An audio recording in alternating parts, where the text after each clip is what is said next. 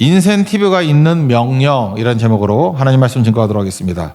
이 시대가 분열의 시대입니다. 그리고 단절의 시대입니다. 우리 에베소서를 살필 때 봤죠? 죽음이 뭡니까? 단절이라 그랬죠.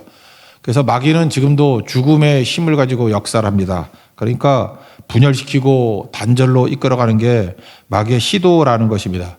그 마귀가 이 시도를 제일 먼저 하는 데가 어디겠어요? 가정이겠죠. 그래서 가정을 단절하고 가정을 분열케 하고 한마디로 해서 가정이 붕괴가 되는 거죠.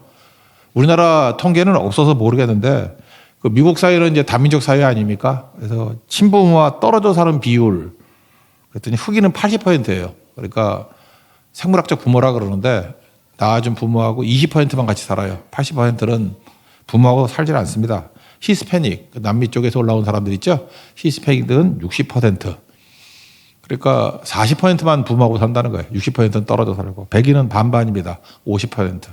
우리 한국은 어떨까요? 뭐 잘 모르겠습니다. 어쨌든 간에 마귀가 가정부터 공격하잖아요. 그래서 사회를 해체시켜버립니다. 그래서 단절과 분열이 오게 만드는 거. 가정부터 시작이 된다라는 것입니다. 그래서 성경은 가정을 굉장히 귀중하게 여기는데 하나님의 마지노선이 가정입니다.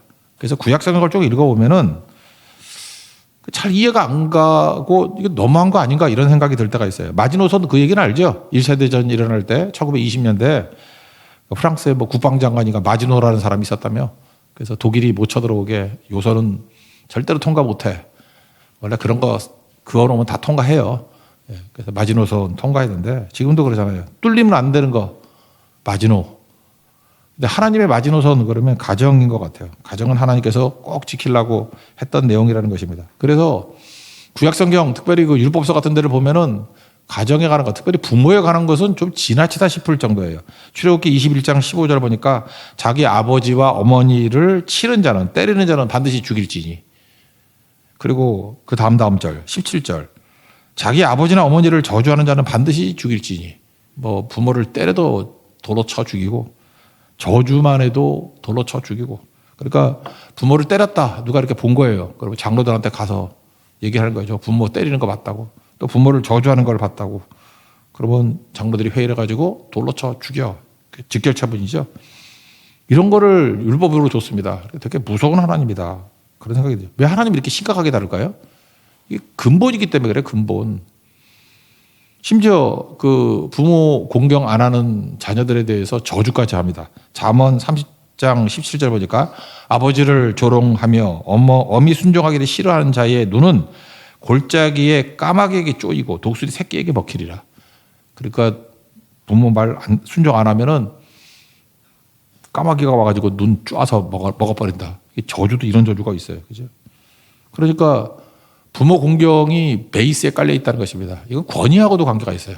그러니까 부모 순종하고 부모 공경하는 것은 권위를 무시하는 거거든요. 그러면 이거는 하나님 섬기는 거하고도 연관이 되어 있다는 것입니다. 그래서 부모를 공경하지 않으면 하나님도 공경할 리가 없고 하나님 공경을 잘하면 부모 공경으로 또 가게 돼 있다는 거예요. 그래서 이건 상관 관계가 있다라는 것입니다. 로마서를 보면요. 하나님께서 우리가 하도 죄를 지니까 상실한 마음대로 버려두사. 그래서 거룩한 육이라는 얘기가 나오죠. 상실한 마음대로 버려두사. 그랬더니 21가지 죄악이 주르르 나와요. 그러니까 하나님이 손을 딱 놓고 있는 순간 우린 망한다고. 근데 망하는 목록이 쭉 나오는 게 로마서 1장 30절 이하인데 비방하는 자요, 뭐 하나님 미워하시는 자요, 능력하는 자요 쭉 나가다가 부모를 거역하는 자요 이게 나와요. 그러니까 하나님 손을 딱 놔버리면 나타나는 현상 중에 그 여러 가지 죄악 가운데 뭐 진짜 지긋지긋한 죄악들이 많이 있는데 그중에 부모를 거역하는 자요. 이게 근본적인 죄라는 것입니다. 이게 무서운 죄라는 거예요. 그래서 무너지게 된다. 말세의 징조, 디모데후서 3장에 보면은 말세의 징조가 나오죠. 이것을 알라. 말세에 고통하는 때가 이르리니. 그래서 앞에는 기억나시죠? 사람들이 자기를 사랑하고 돈 사랑하고 자랑하고 교만하고 비방하며 그 다음 뭐라 그래요? 부모를 거역하며. 이게 말세의 징조라는 거예요. 그러니까 말세 마귀가 죽음의 세력들을 막 키우기 위해서 하는 것 중에 뭐 앞에 있는 것 전부 다 이게 유혹이고 시험인 건 다 인정하죠. 근데 부모를 거역하며 이거 만만히 봐서는 안 된다는 거예요. 부모 거역하는 것이 보이면 곧 망조예요. 그럼 망할 거고 그 집안 망할 거고 정신 차리라는 거예요. 이게 하나님께서 마지노로 여긴 게 부모 공경이다. 왜 이렇게 심하게 다루냐 하면 권위, 오소리티하고 연관이 돼 있기 때문에 그렇습니다. 그러니까 부모 권위를 인정하는 것을 통해서 권위를 배우는 거예요. 우리가 권위를 배워야 돼요. 권위를 배우지 않으면 하나님 권위도 인정하지 않는다는 것입니다. 부모에게 순종을 배우지 못하면 하나님 순종도 배울 수 없다라는 거예요. 그러니까 권위 무시할 때부터 교회는 무너지는 거예요. 그러니까 뭘 순종할 거예요? 여러분, 모든 권위를 다 무너뜨리고 나면 나중에 남는 권위는 뭐예요? 내가 하나님이다지 뭐. 그래서 내 인생은 나의 것. 내가 제일 잘 나가. 그거잖아요. 자기 믿고 사사기 같은 인생을 살게 된다라는 것입니다. 6장 1절과 2절 보니까 부모 순종하라. 그리고 2절에서는 공경하라. 이거 좀 풀어줄게요. 순종은 영어 성경을 보니까 다 obey라고 번역이 되어 있더라고요. obey. 근데 이게 원래의 헬라어 뜻은 뭐냐 하면 분철하면 아래에서 듣는다. 또는 위에서 말하는 것을 아래에서 듣는다. 그런 뜻이에요. 그러니까 순종은 뭐하고 똑같죠? 겉으로 잘 따르는 걸 얘기하는 거예요. 아래에서 듣는 거. 이렇게 엎드려 듣는 거. 그러면 순종이죠. 근데 순종, 이 obey는 겉으로 하는 거니까 억지로도 할 수 있는 거 아닌가? 순종은. 근데 공경은 뭐냐? 공경. 그래서 아버지, 어머니를 공경하라. 영어로는 honor로 돼요. honor. 그러니까 honor your father and mother. 이거는 원래 뜻이 뭐냐 하면요. 값을 매기다 이런 뜻이에요. 값을 매기다. 값을 매기다. 또는 가치를 인정하다. 그러니까 honor죠, honor. 이 honor란 말, 손흥민이 자기 팀원들한테 막 화낼 때 막 하대. 나를 존중해. 그럴 때. 그죠? honor. 너는 왜 나를 무시하냐는 거예요. 그죠? 나 주장인데 나 존중해. honor. 그게 공경이라 공경. 그러니까 가치를 인정하고 값을 매기는 것이 있어야지 막 무시하고 저거 아무것도 아니야. 그러니까 공경은 어디서 나오는 겁니까? 마음에서부터 나오는 거예요. 마음에서부터 나오는 거. 그래서 더 어려운 거죠. 그래서 부모에게 순종하라 이런 말보다는 부모 공경이란 말이 많아요. honor your father and mother. honor. obey가 아니라 honor. obey는 겉으로 드러나는 거고 공경은 마음속에서부터 흘러나오는 것이라는 겁니다. 그런데 이게 왜 힘드냐? 실제로 우리는 부모를 시간 지나고 겪어보니까 별로 존경할 만하지 않잖아요. 안 그런가요? 청소년 캠프, 청년 캠프 옛날에 제가 많이 했었거든요. 청년 캠프. 뭐 이게 대전, 뭐 옥천, 뭐 이런 데 가서도 많이 했었는데 거기서 이제 얘기를 이제 청년들이죠. 대학생들 들어보면은 부모에 대한 상처가 되게 커요. 특별히 아버지에 대한 좋은 기억이 없어요. 술에 찌든 아버지, 폭력적인 아버지, 공경, 언어가 안 돼요. 존경도 안 되고. 뭐 여자분들 안심하지 마십시오. 엄마들도 마찬가지예요. 엄마 막간대. 어떤 애는 잊혀지지 않는데 자기 냉장고 뒤쪽에 자기가 숨겨놓은 칼만 10개래. 그 미친 아버지 아니에요? 아버지가 술만 먹고 화가 나가지고 식칼 들고 뭐 찌르진 않겠지만 찌른다고 막 할 때 그 공포 분위기 아시죠? 오금을 못 쓰는 거. 진짜 칼 들고 휘두르고 다니니까 미친놈이죠 완전히. 그러니까 그런 걸로 뭐 분노 때문에 그러는지 뭔지 모르겠어요. 근데 그런 아버지와 어머니를 보면서 특별히 아버지죠. 공경이 가능할까요? 말씀은 진리잖아요. 그래서 여기 설명이 이래요. 1절 보세요. 자녀들아 주 안에서 너희 부모를 순종하라. 이것이 옳으니라. This is right. 뭐 설명, 설득 이런 거 안 해요. 하나님이 옳다 그러면 옳은 거야. 그 뜻이죠. 그래서 이게 힘든 거라고요. 그래서 어려운 거라고요. 그래서 하나님께서 우리에게 주신 거는 권위를 인정하는 마음. 하나님이 부모를 공경하라 그랬어. 그래서 저는 그 말씀 듣고 나는 공경합니다. 여기서 시작이 돼요. 회개가 뭐라 그랬어요? 권위를 인정하는 것과 하나님의 권위 안에 돌아 나오는 것. 그게 시작이라는 것입니다. 왜 약속이 있는 첫 계명이라 그랬을까요? 약속 있는 첫 계명이 말이 힘들죠, 이게. 보상이 있다 그런 뜻이에요. 나머지 뭐 계명을 줄 때는 그냥 뭐 지키라 이랬지. 뭐 이렇게 조건 안 달았잖아요. 3절의 조건이 뭐였죠? 내가 잘 되고 땅에서 장수하리라. 이렇게 조건 있는 계명이다. 첫 번째라기보다도 제일 큰 계명이다. 뭐 그런 뜻이겠죠. 조건 있는. 그러니까 조건, 보상이 있는, 그러니까 요즘 우리가 쓰는 건 인센티브가 있는 그런 명령이다. 그런 뜻이죠. 부모 공경. 여기서 우리가 느낄 수 있는 게 뭡니까? 보상이 크다. 그 뜻이 아니라 어떤 때 보상을 주죠? 힘든 거 할 때. 그러니까 부모 공경이 힘들다는 거예요. 힘들어서 하라는 거예요. 힘들어서. 한번 생각해 보십시오. 우리 성도들에게 하나님을 경배하십시오. 그러면 사실 별로 안 힘들어. 왜냐하면 하나님은 경배 받으실 만한 분이거든요. 하나님은 뭐 별 잘못도 없고 하나님 잘못이 있다는 게 웃기지만 하나님은 그냥 계속 고맙잖아요. 뭐 잘해주시고. 그래서 뭐 하나님에 대해서 시비 걸 건 별로 없죠.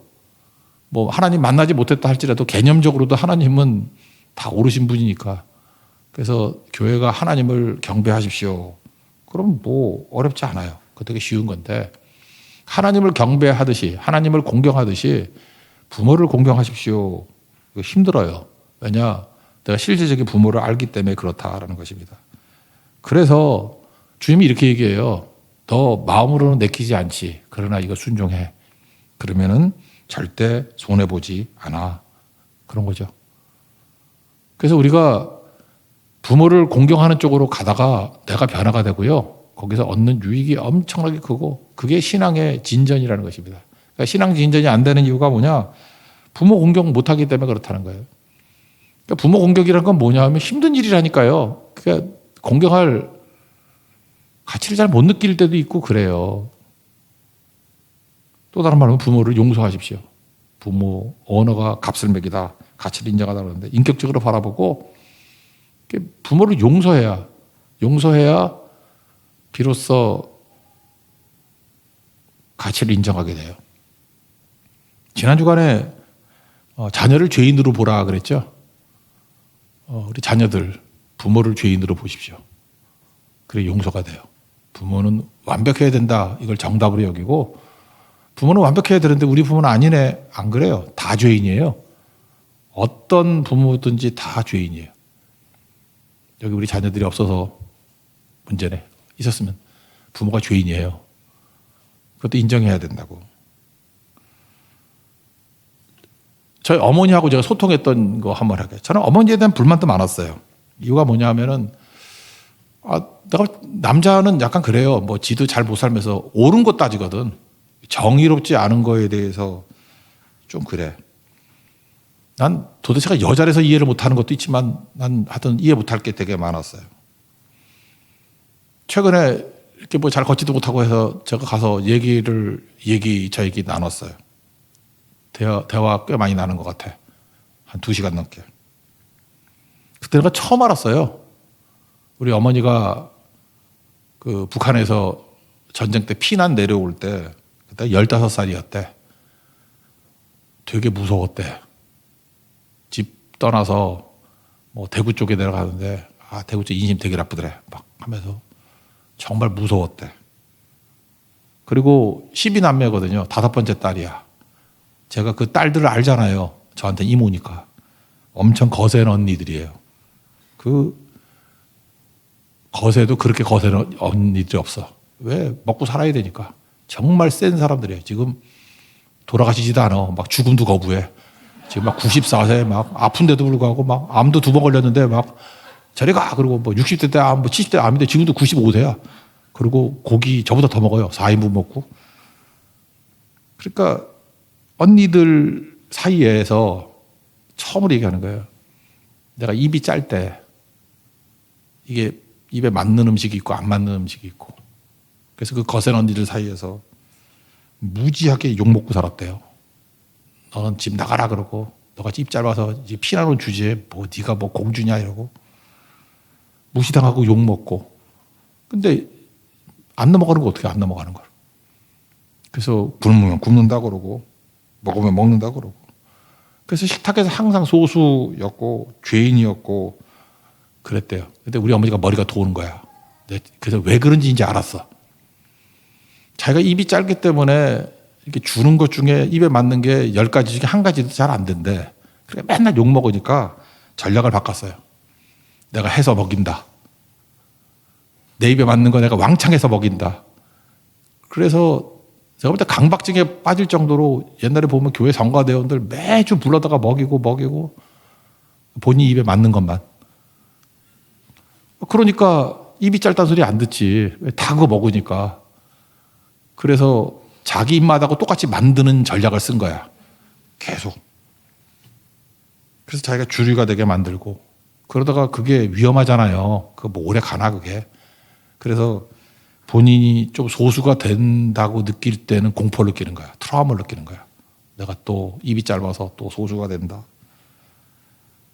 그래서 저한테 그래요. 나 되게 힘들게 살았다고. 나 힘들게 살았다고. 입도 짧고 맨날 욕먹고 집안에서도 열둘인데 소수가 돼버리고 맨날 혼나고. 제가 눈 뜨고 어머니 얘기를 들은 게 아니라 눈 감고 들었어요. 중간부터 눈 감고 들으니까 저는 목사고 한 명의 성도같이 보이더라고. 근데 그 80대 후반의 할머니가 15살 소녀로 다가왔어요. 15살로 얘기를 하더라고. 목사님 나 힘들었어요. 무서워요. 언니들이 맨날 거센 언니들이 욕해요. 나 버림받을 것 같아요. 피난하는데 갈 데도 없어요. 그러니까 용납이 되더라고요. 그래서 제가 주마등같이 막 지나가면서 그래서 그렇게 무리수를 뒀구나. 그래서 그거 이상하게 저랬구나. 그래서 막 소리 지르고 저랬구나. 그 방어기제였어요. 일종의 방어기제. 이해가 되더라고요. 그러니까 소통이 되는 거죠. 그리고 무시더라고. 나 무서웠다고. 힘들었다고. 그때 제가 느꼈던 게 이해가 되면서 제가 이제까지 용서하지 못했던 것들이 용서가 되더라고. 옛날 우리 집 얘기는 아니지만 어떤 시각장애인이 여자분인데 엄마가 자기 버렸다고, 맹인이라고 버렸다고 엄마 원망했는데 한참 지나고 나서 엄마 만났죠. 만났더니 엄마도 시각장애인이야. 엄마가 얘기를 하는 거예요. 미안하다. 앞을 보지 못하는 내가 딸을 키우고 있는데 남편까지 죽어가지고 내가 도저히 너를 키울 수가 없어서 맹인을 어떻게 키우겠니? 그래서 내가 고아원에 맡겼다고. 내가 돌아올 때 네 생각이 나가지고 견딜 수가 없었다고. 나중에 그 엄마에 대한 분노 이해가 되죠. 소통이 되잖아요. 그리고 엄마를 용서하고 난 다음에 그 맹인 그 여자 집사님이 회복이 됐다. 그런 얘기를 들어본 적이 있거든요. 이해하면 누구를 공격하겠어요? 다 우리 안에 그런 연약함들이 다 있거든요. 용서해야 됩니다. 용서. 우리 가정에서의 용서가 필요해요. 특별히 자녀들은 부모를 용서해야 돼요. 하나님께서 왜 용서를 하라 그랬을까요? 용서 안 하면요 나쁜 거 닮아가요. 근데 용서하니까 좋은 거가 보여. 그러니까 하나님께서 우리에게 오늘 오전에도 분노 얘기했잖아요. 참으면은 남을 살리는 거고 해가 지도록 분을 품지 말라 그랬잖아요. 분을 버리면은 나를 살리는 거라고. 그러니까 참으세요. 그럼 일단 남을 살리고 그 다음에 버리세요. 분노를. 그럼 나를 살리는 거라고. 용서도 똑같은 거라고요. 용서하면 내가 보호가 돼요. 하나님께서 우리에게 야, 너 힘들지만 용서하라 그 뜻이 아니라 용서하라. 그게 옳으니라. 부모를 공경하고 용서해라. 그게 옳으니라. 이유가 뭐냐? 부모를 위해서라기보다도 그래야 네가 살아. 그래 네가 산다고. 여러분 이제 하나님 말씀을 쭉 읽어보면요. 처음에 힘들어 보이는데 지나놓고 보면은 다 나를 사랑하시는 말씀이에요. 그렇게 용서하라. 부모를 공경하라 했더니 그게 이유가 뭐냐? 부모 살리기 위한 게 아니라 그게 내가 사는 길이라니까요. 하나님이 나를 보호하기 위한 하나님의 준비됨이라는 것입니다. 우리 가정 안에 이런 모습이 있어야 돼요. 그래서 부모와 자식들 간에 뭐가 있어야 되느냐? 우리는 서로 이래 다 피해의식이 있어요. 마귀가 준 거예요. 그러니까 이쪽에 권리죠. 나는 자녀로서의 권리가 있고 나는 부모로서 존경받을 권리가 있고 그런 분열되는 거라고. 우리는 다 죄인과 죄인이 모인 거예요. 가족들도. 죄인 부모, 죄인 자녀들. 그럼 서로 불쌍히 여겨줘야 되죠. 불쌍히 여기고 서로 용서해주고. 죄인이 서로 용서해주면 죄에서 벗어나잖아. 둘 다 명백한 죄인인데 잠깐만 정죄하면 명백한 죄에 묶여 있잖아요. 아니 자녀들이 부모 죄 다 알잖아요. 그 계속 정죄해봐. 그러면 정말 최악의 부모 만들 수 있고, 아 부모는 자식들 죄 모르나? 나 우리 애들 죄 너무 잘하는데? 그거 계속 얘기하면은 걔네들 완전히 최악으로 만들어 버릴 수 있는 거지. 그 지옥 되는 거죠. 분열, 죽음. 다 죄인이라고요. 자녀가 죄인이라는 것을 인정하라. 자녀를 죄인으로 봐라. 그러니까 그걸 위해서 기도가 나오고 용서가 나오는 거죠. 마찬가지로 자녀들도 부모를 죄인으로 보십시오. 부모는 죄인입니다. 그러니까 기도하고 용서해주고, 그 다음 세 번째 단계가 뭐예요? 부모와 자녀들이 죄인으로 하나님 앞에 나아가는 거예요. 그게 회복입니다. 그래서 가정에 우리의 죄를 씻기는 예수 그리스도의 보혈의 피가 흘러야 된다는 것입니다. 그게 가정이에요, 가정. 그래서 죄인인데, 부족한데 하나님 앞에 순종하는 거예요. 그냥 용서하라면 용서하고, 헌신하라면 헌신하고. 그래서 서로 죄인을 격려해 주는 거죠. 그래야 우리가 살 수 있다고. 창세기 22장을 보면은 아브람과 이삭이 나오는데, 우리는 아브람 중심으로 많이 봤는데 한번 이삭 관점을 놓고 보자. 이삭이 뭐 한 15살 정도라고 봅시다. 그냥 대충. 뭐 정확한 나이는 모르겠어요. 15에서 한 17살 되는 것 같이 보이는데, 번제드리를 가져요. 그러니까 계산도 편하죠. 아버지가 100세 더하면 되니까. 아들이 15살이면 아버지는 115세겠네. 근데 이삭을 보니까 15살이면 힘 좋을 때 아니에요. 그죠? 청소년 뭐 힘 왕성할 때지. 고1 정도 된다 그러면 얼마나 힘이 좋아요. 묵묵히 순종하죠. 제사 앞에 가가지고 묶일 때 115세가 묶을 때 15세가 도망칠 수 있어요, 없어요? 있는데 묶이잖아. 묶는 아버지도 힘들었지만 묶이는 아들도 쉽진 않았을 거야. 아버지 이렇게 묶는 거 아니야. 옆으로 묶어야지. 이렇게 가르쳐주면서, 그죠? 더 중요한 건 칼 들어가서 찌르려고 그러는데 뭐 이렇게 아버지 손을 딱 잡았다 이런 말이 없잖아요. 그냥 순종하잖아요. 순종할 때 하나님이 아브라함아 너 손 떼라고 하나님이 급하셨죠. 저는 이게 우리 신앙의 어떤 클라이막스라고 생각을 해요. 우리 자녀라고 하면 이삭 자세를 가지십시오. 부모 공경하잖아요. 부모를 통해서 주시는 하나님의 뜻을 받아들이잖아요. 그렇죠? 이삭의 믿음이 엄청난 믿음이죠. 힘 있는 아들, 세상적인 힘 있는 아들의 순종. 15살의 순종. 죄인의 순종이에요. 아버지 115세의 순종. 아버지도 힘들죠. 아들을 어떻게 죽일 수 있어요. 그죠? 근데 하나님이 죽으면 살리리라는 그 믿음이 있었다 그랬잖아요. 그죠? 하나님 나는 신뢰합니다 하는. 여기서 우리는 예수님의 순종을 보지 않습니까? 하나님께서 예수님 무지 사랑한다고, 아브라함이 100세 난 이삭 사랑하듯이 사랑한다고. 언제 알죠? 세례 드릴 때. 마태복음 3장에 보니까 내 사랑하는 아들이다, 내 기뻐하는 자다. 그러니까 이 짧은 얘기지만 하나님이 무지 좋아하는 아들이다, 귀한 아들이다 그랬잖아요. 근데 그 아들이 죽음으로 가는데 아들 순종하죠. 이삭의 순종에서 예수님의 순종을 보지 않아요? 이사야 53장 고족을 당하고 입을 열지 않고 도수장에 끌려가는, 도살장에 끌려가는 어린 양, 털 깎는 자 앞에서 잠장은 같이 입 다물고 순종하잖아요. 그래서 십자가 지신 거 아닙니까? 그리고 난 다음에 마지막 순간에 공포를 느꼈죠. 모든 진노를 자기 뒤집어 씌우는 아버지, 세상의 모든 죄를 다 짊어지고 가잖아요. 엘리 엘리 라마 사박다니, 나의 하나님 나의 하나님. 아버지라고 부르지도 못해. 이 모든 걸 다 짊어지고 가기가 두렵습니다. 어찌하여 나를 버리셨나이까. 짊어지시고 순종했잖아요. 그래서 십자가의 능력을 이룬 거 아니겠습니까? 저는 예수님 같은 그 모습의 자녀들에 대한 부모 공경, 그게 하나님 공경하고 연결된 거예요. 딱 맞잖아요. 우리 아버지 하나님하고. 그리고 부모도 마찬가지예요. 자기도 죄인이고 아들도 죄인인데 순종의 길을 같이 걸어가는 동역자 같은 모습으로 가는 거. 그게 중요하다는 것입니다. 그게 가정이에요. 그래서 가정에서 우리가 십자가를 발견해야 됩니다.